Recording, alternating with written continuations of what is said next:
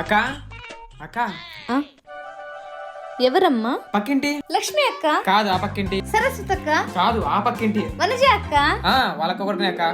ఓహో, ఆయన స్ట్రైట్ గా వనజ అక్క పిల్లని చెప్పొచ్చుగా. గుర్తకు రాలే.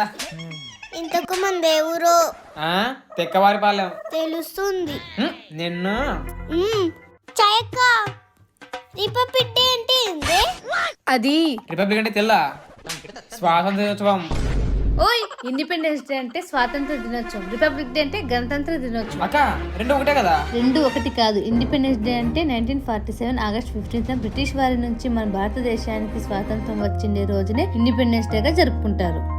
అంతేకాదు 1950 జనవరి 26వ తేదీన మన భారత రాజ్యాంగం అమల్లోకి వచ్చినందున ఈ రోజుని గణతంత్ర దినోత్సవంగా జరుపుకుంటారు.